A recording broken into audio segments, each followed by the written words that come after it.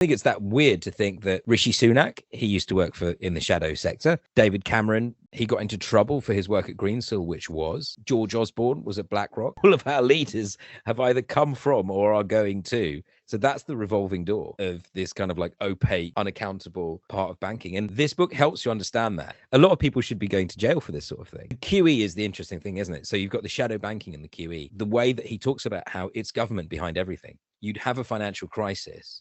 You'd bring in new rules. The rules affects the bank, but they don't affect the unregulated part of finance, also known as shadow banking. So asset managers, index funds, pension funds, mutual funds, all of these different entities, they're not affected by these rules. The irony is every time there's a crisis, whatever rules they do bring in actually just make the shadow banking sector grow even bigger. It effectively says that without the government, this wouldn't happen.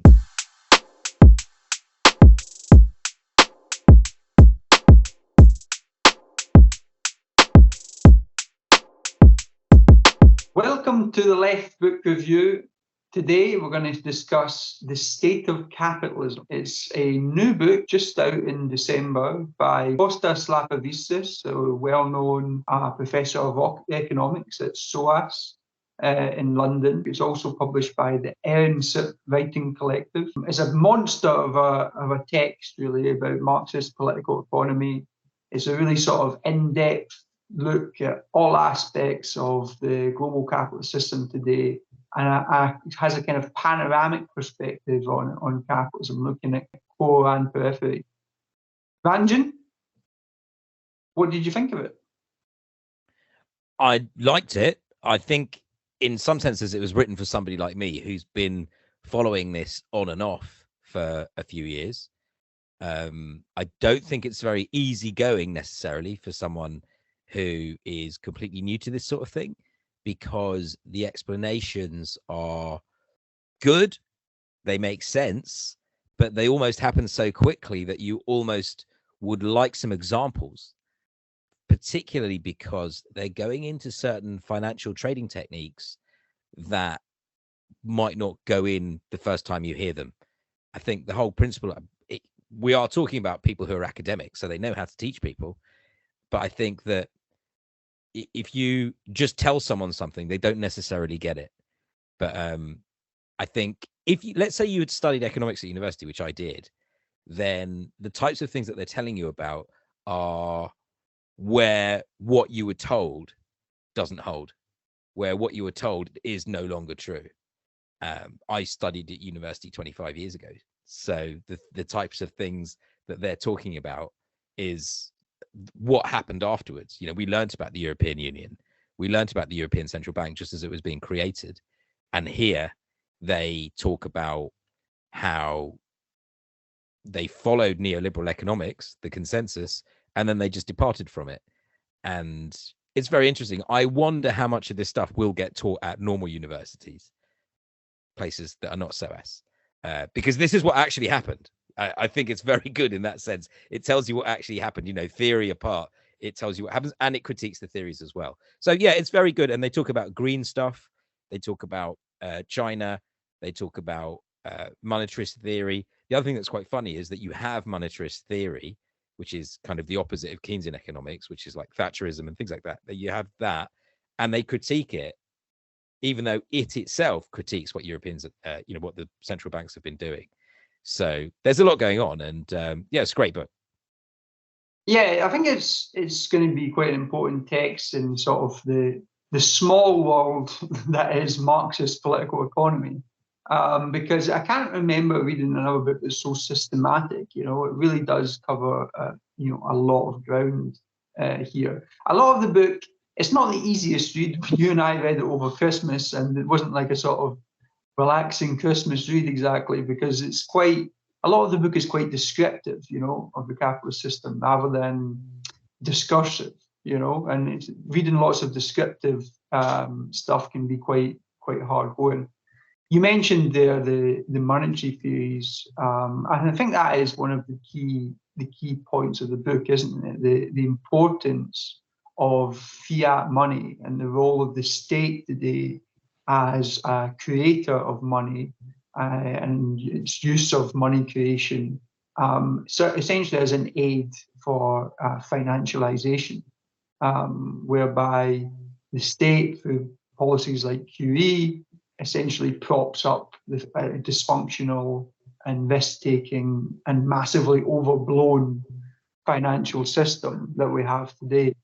I think that is one of the kind of key arguments. But as you said, it doesn't fall into, one of the contemporary sort of critical perspectives on economics today is modern monetary theory.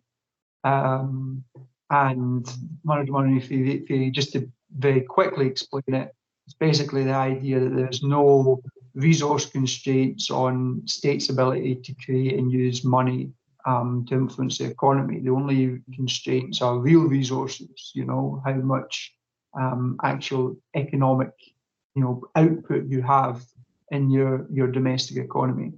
And basically what these authors say is that, yes, it's absolutely true that fiat money and the creation of money is a new feature of the capitalist system, is increasingly important. The roles of central banks are now kind of the main institutions of global capitalism. But they also say that there's some issues with modern monetary theory. First of all, this book puts great emphasis on the hierarchy of fiat monies in the global system. Like, the dollar is not the same as the currency of the Cuban peso. Cuba cannot go out and Cuba's central bank cannot go out and make as many Cuban pesos as it wants, because its currency is very, very weak in the global system. Its exchange rate would immediately be attacked, and so on and so forth. So there's a hierarchy of currencies in the world system, and there's an unequal distribution of the power of state money. And MMT doesn't really account for that. Two other things that they mention about sort of critiques of MMT is, it is the case that the more money you create, the more potential there is for financial speculation in a financialized global economy. I think there's no doubt about that, and MMT doesn't really look at that. And the most important one, and a big focus of this book, is that the real problem of global capitalism today isn't about aggregate demand, about creating more money for public services and so on. The heart of the problem of global capitalism today is the supply side, the production, where there's very weak capital accumulations, very weak levels of productivity. That's creating these zombie firms that can't even create enough profit to cover their own debts. That's creating precarious work, as companies have to put downward pressure on workers because they're not making enough, because there's not high enough productivity. And that's the source of the kind of sickness of global capitalism today, is this very weak level of capital accumulation, especially in the core countries. And NMT doesn't focus on that. Their focus is on the aggregate demand, the creation of money to influence aggregate demand. Whereas what really needs to happen is a restructuring of the capitalist sector itself. Yeah, I think one of the things that I take away from this also is that Marxists are not known for caring about MMT, for noticing things like positive money types movements from 10 years ago, and anything to do with the other theories. I don't think they're well known for caring about any of these other theories, just saying they're all invalid, our theory is right. But here, they've said at the beginning, this collective have said, we are acknowledging ideas from other heterodox economists. We'll tell you whose ideas we're using. And I think they make a big deal of the idea that nobody can get all of this right in one go. Nobody can understand all of this in one go, and that they are sort of sourcing ideas from different places. So there's Perry Merling. He does a lot of stuff on shadow banking, and he has a course on Coursera from about 10, 12 years ago called Money, Banking and Finance, something like that. He's recently done a biography of Charles Kindleberger, and they're not nice about Kindleberger in this book. They do say that Kindleberger looks at global money, but that I think the whole thing is that a lot of these people in some of these fields are US expansionists. They basically say it's axiomatic that the dollar is what keeps everything together. Therefore, you must worship the dollar. And that's that's obviously not what Costas Lapavistas thinks, but he acknowledges that that is the system. And so it's interesting when you see people citing other people's ideas and saying there's a lot of merit in this, because I think that's the whole point, isn't it? MMT and these other views, like Perry Merlin calls it the money view, as opposed to the treasury view. All of these different views, they are descriptions. And this book has done well to do a lot of describing so that at the end it can do some prescribing. But if you don't describe as well as possible, then how can you tell people what they should be thinking about for solutions? Yeah, so I think that's what is really good here. I'm really impressed that it's 11 people that have written this, 11 or 12 people have written this, and they've taken ideas from so many different places and been able to cite them and put them together. So yeah, that's really good. And it's you know, as you said, there's so many authors of this book, but it is a very coherent book, and it must be quite hard to do that, to piece together something that's systematic and coherent of having so many authors. I struggled to do that in a book with 2 other authors, never mind 11 or 12. So it is quite impressive that they'd be able to piece this together so well. I mean, I think what you said about, you know, critiques of MMT and stuff like that, my view is that, although while I'm not an advocate of MMT, I find a lot of the kind of criticisms on the left very dismissive of what are very obviously fundamental changes in the nature of capitalism over the last 20 or so years, certainly since the 2008 financial crisis. It is really obvious now that central bank money creation is fundamental, pivotal to upholding the. Well, hold on, Ben. Just to say this, I think you've read this and you're saying that, and I'm sure you've noticed it before, but I think your original critique, what you said, I completely agree with you. Who talks about central banks? Hardly anyone does. I mean, I have done over the years because I'm a geek, but most people just don't. So I'm sorry. I know I'm agreeing with you here, but yeah, for me particularly, the European Central Bank, when Britain was still in the euro, I mean in the European Union, then I remember looking at the European Central Bank and thinking, what's going on here? Especially 2014, 2015, some of the things that they were doing. Because I think until then, it looked like they had some big problems to deal with, to do with disparities in the Eurozone with economies. How are they going to fix them? The black hole. And yeah, so yeah, central banks are all powerful, and I couldn't agree with you more. I think a lot of people who are our age and older wouldn't have grown up thinking of central banks in that way. And I think that's what's been brought in here by these other analyses. Don't forget also Costas is from Greece, and he was an MP in Greece with Syriza, I think, at that same time as the European Central Bank was absolutely destroying Greece. So, I mean, he's quite restrained. He does not, leave the European Central Bank out of this. They have a chapter, and he goes in quite hard, I suppose you could say. But yeah, the role that they've played is very, very sinister. And I think, yeah, he's measured in the way that he talks about that. Yeah, and I think you make a good point that within sort of general political culture, very few people are talking about the role of central banks and the massively expanded role that they have now in managing the economy. And, the pandemic crisis kind of revealed these institutions now to be able to intervene, not just in the financial sector, but the Federal Reserve intervened in the corporate sector massively as well to basically ensure that many corporations remain liquid. So yeah, they are enormously powerful, but of course they're not democratically accountable. They're supposedly independent central banks. And one of the things they talk about at the end of the book, the very final chapter, is the need for a sort of democratization of the economy and of society. And they put forward the view that, the case for national and popular sovereignty. National sovereignty in the sense that nations should be economically and politically sovereign. Clearly, countries like Greece are not economically or politically sovereign today. As you say, they're dictated to by the European Central Bank, IMF, other international institutions, and popular sovereignty in the sense that the people should have power over the state, not just, elected officials, technocrats. There should be a sort of popular power within societies. And that this combination of national and popular sovereignty would be the basis for a real internationalism, not an internationalism of Davos based on capital, but an internationalism based on workers and on the mass of society.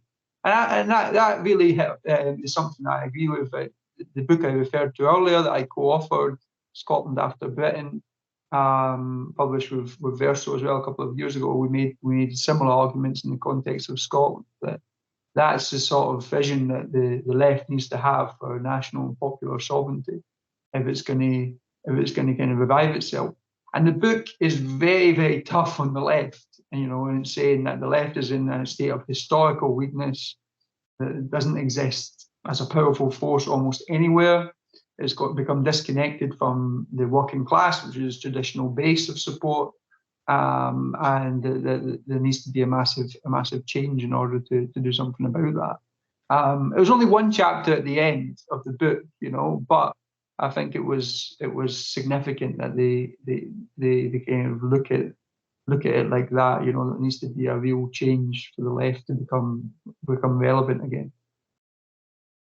I think, yeah, on the way the European Union was sold was that it was going to be a liberal thing where all of the countries would be able to concentrate on producing whatever it is that they are good at producing, and that the bank would be independent, the central bank. And bit by bit, it's just shown that it isn't. I think the way that he tells that, again, if you're paying attention, he's basically saying, oh my God, we got told all of these things and none of them are true. So he's from a country that he doesn't talk about how Greece did entered into a swap contract with Goldman Sachs in order to get into the European Union. Italy did a very similar sort of thing with another American investment bank to do it. So all of these different games were played in order to get in. And then by the time they got in, the rules changed. So, yeah, it's a very, very sad story. I mean, to be honest, a lot of people should be going to jail for this sort of thing. And he quotes Lagarde for the QE is the interesting thing, isn't it? So you've got the shadow banking and the QE, and the way in which I was kind of critical because I've had to read some of the chapters twice to kind of understand exactly how they're saying what they're saying. But the way in which he talks about, so it's called The State of Capitalism. Great title. The second chapter is all about health. So the state, as in like your own physical state, your well-being, but the way that he talks about how it's government behind everything, and how you'd have a financial crisis, you'd bring in new rules. The rules affected the banks, but they don't affect the unregulated part of finance, also known as shadow banking. So asset managers, index funds, pension funds, mutual funds, all of these different entities, they're not affected by these rules. And so the irony is every time there's a crisis, whatever rules they do bring in actually just make the shadow banking sector grow even bigger. And it effectively says that without the government, this wouldn't happen. And I don't think it's that weird to think that Rishi Sunak, he used to work in the shadow sector. David Cameron, he got into trouble for his work at Greensill, which was George Osborne was at BlackRock. So all of our leaders have either come from or are going to. So that's the revolving door of this kind of like opaque, unaccountable part of banking. And this book helps you understand that if you kind of pay attention to that sort of thing as well. Yeah, there's a lot about shadow banking in there, isn't there? I mean, I think it's right that something like 60-70% of the US stock market today is controlled by the three big US asset management firms. So their monopolization of large sections of the economy now is absolutely enormous. You're quite well read on the shadow banking stuff. What did you think about its analysis of shadow banking in the book? Was it convincing to you? Yeah, it's just that it happens so quickly that there's so much to take in. So I can't complain that it's done fairly concisely. It's a 400-page book, but chapters 3 just go straight in there. It tells you some of the ways in which they make their money, some of the trades that they do. So people who've read about the subprime crisis will know about the way in which certain bonds were created that were composed of loans that were made to people who couldn't afford to repay those loans. This then tells you who was doing that sort of thing.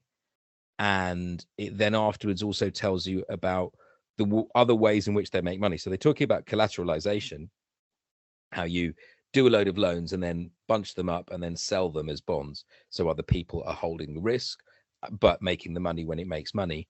But it's really interesting the way he talks about the game that gets played, where one person can ask someone else to borrow money. They'll say, I'll give you some collateral. And the person who's then got the collateral can then say that they've got that collateral in order to then go and borrow money off someone else. So everyone's playing these games where they're all borrowing money off each other, and the scale is just getting bigger and bigger. So the notional value of all of these contracts is moving into the trillions and trillions and trillions. And it's all a load of leveraged bets on not that many things.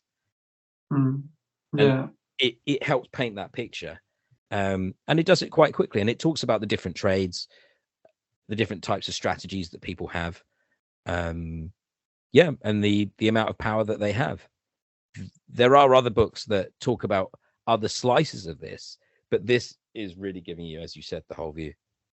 I think one of the things that struck me was when they talk about a historical paradox between the fact that in the neoliberal era, financial profits have been exceptionally high, right, compared to previous years. But at the same time, interest rates have been exceptionally low.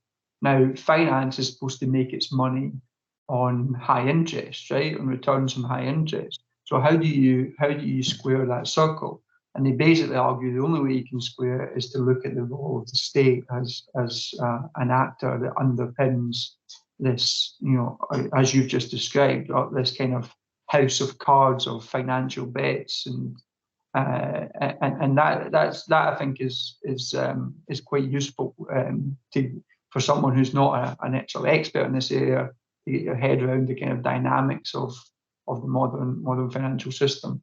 One thing that was not discussed yet is imperialism and the relationship between core and periphery, which is the real focus of the second half of the book. I think it is important to say this is a book which isn't just about the United States, the UK, Europe. It's also about China. It's about India. It's about Africa. It is a genuinely sort of global perspective that they have. And really, one of the things that struck me is the argument that they have is US hegemony is not based on its military, fundamentally. It's not based on its ability to bomb countries, even though that is the part of the imperialism that we see most, is most visible to all of us. US imperialism is fundamentally based on the fact that the dollar is world money, as they call it. It's the global currency. And it's quite, when you think about it like that, it does make you think that maybe the US hegemony is more stable than we might think, because China and the renminbi doesn't play that same role. It isn't even close to playing that same role in the global system. I don't think they want to either. No, probably they don't want to either. We discussed that a little bit in the last book review in the New Cold War. And the majority of foreign currency reserves, I think 60-70% of foreign currency reserves that countries hold today are still in dollars. So the dollar is still, a massively important part of the global system. And of course, when countries are using the dollar, they need access to it, which gives the Federal Reserve enormous power through dollar swap lines, which became really important in 2008 and again the 2020 pandemic crisis. And when you're using the dollar, you tend to be using it, you have a relationship with American banks. So it's like a tribute system, you know. They talk about it like a tribute system where use of the dollar is kind of tribute to the global hegemon, the United States.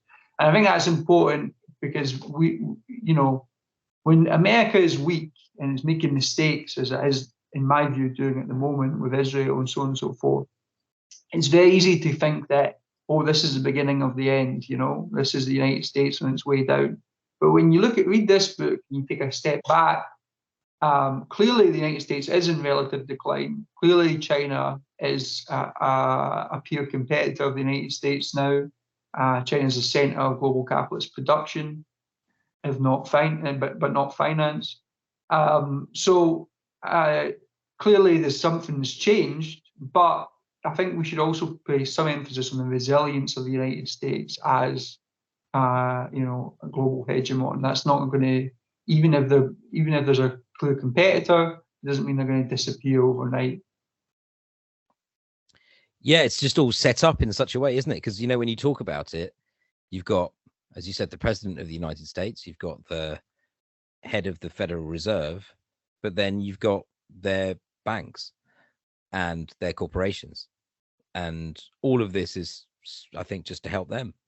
So I think the guy in charge of JP Morgan probably has a lot more influence over what America does and is much more aware of what they're doing in China, for example, etc., than most other people.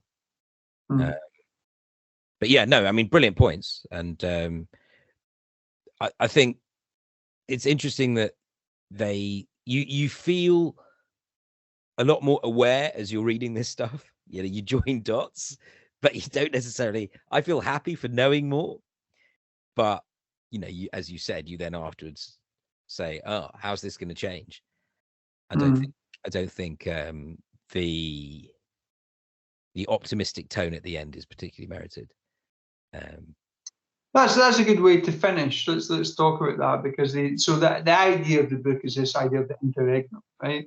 That capitalism is in a state of flux. It's in a state of sort of historic weakness. Capital accumulation isn't strong in this moment, and that's causing crises, including financial crises. But we can't get past it. We don't seem to be able to move on, and there doesn't seem to be a challenge to the capitalist system itself.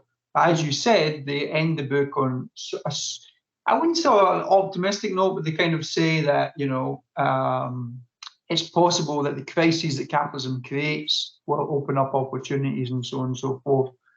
How do you feel about that? Are you a kind of doomsday dystopian guy? Do you think that it's all going to hell, or do you think there is kind of opportunities to challenge the fundamentals of capitalist power in the world today? Well, without wanting to sound like a slighted activist who has various chips on his shoulders from things not working out in terms of the campaigning that I've been involved in, yeah, I'm optimistic, but I don't think that you're going to see me rushing to get involved in anything. It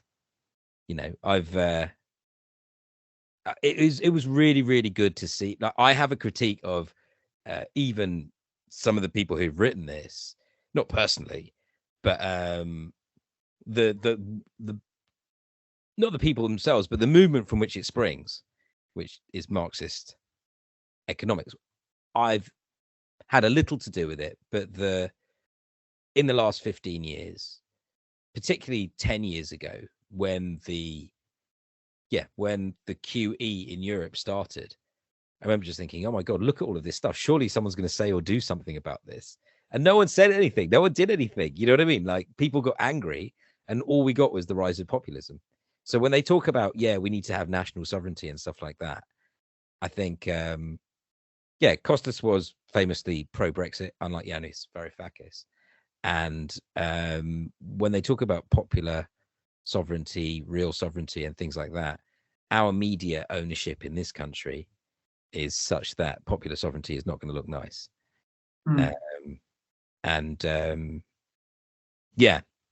I sometimes think, let's just be grateful for what we've got, because it might only get worse. But I applaud anyone who wants to try and improve things. You sound worn down, Ranjan, worn down socialist after all these years of defeats and struggle. But I think there's I think if you look at the world today, there is I think a lot of illusions are being destroyed. About the United States, about its role in the world. When I first started getting involved in politics, the kind of anti-globalization movement, in those times, the vast majority of people were pretty convinced that US-led global capitalism was all well and good and was making us all welfare. It was rising, all boats were rising. A lot of those illusions have been destroyed in those years since. So I think there is ideological level, there's the potential for people to challenge capitalism. I think the tricky thing is, do people have the organizational capacity these days with weak unions and that sort of thing, which is touched on at the end of the book? Could have seen more of that in this book about the weakness of the working class and why working class power does seem to be so weak today. Even with the inflation crisis, there were some strikes, very few of them won. So yes, it's easy to look at the world and be demoralized, but I think one thing is that capitalism is a very chaotic system today. And although the central banks are doing their best to kind of hold it together, it's not clear that they're always going to be able to do that. And I think those cracks within the system will open up opportunities. That's my optimistic note to end on. I think also another thing before we go, the deregulation that they talk about here, they talk about it. It's not a book about deregulation, but it is, if you see what I mean. They don't say this book is about deregulation, but it's absolutely deregulation everywhere. I know you're involved in a gig economy project. What is that? I mean, that's absolute the result of there being no rules at all, and people have their services met, but there's absolutely no rules. So I think that's the big thing. If I had to talk about what it is that's been happening in the last, as you said, 15, 20 years, 40 years, but it's just constant deregulation. They just take all the rules away, so that anybody can do anything, if you see what I mean. But I think the way that Costas, I've read another one of his books, Profits Without Producing, and the way he talks about there isn't deregulation, he talks about re-regulation. That the rules, it's not that there's no rules, it's that they've been rewritten. I hear people. Yeah, I hear people say that, and our mutual friend David White said exactly that when I asked him about it, because he'd written about it. And what he says, and I'm sure Costas would say, is that the state is always right there. And this book actually says that, and it is really good. Even although he doesn't use the word re-regulation, he does say all of these shadow banks, where do you think they came from? He basically said they're all dependent on the public bond market. And what's the source of that? It's the government. So the state is always right there, but the state is there with all of this deregulation at the same time.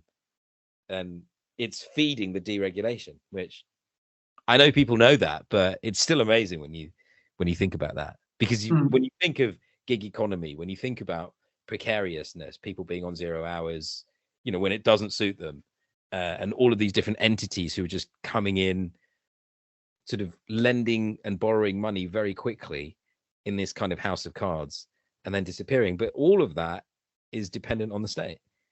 And they're the very same people who say we don't want the state. I think it's great that he's described it and your work on the gig economy and everything like that. But how does the solidarity come to end that sort of thing? I think it's a lot easier to imagine that happening as a result of this book being there and people being able to talk about it. Well, that's a good note to end on. And we want listeners, we want viewers to give their feedback as well. What do you think? Have you read the book?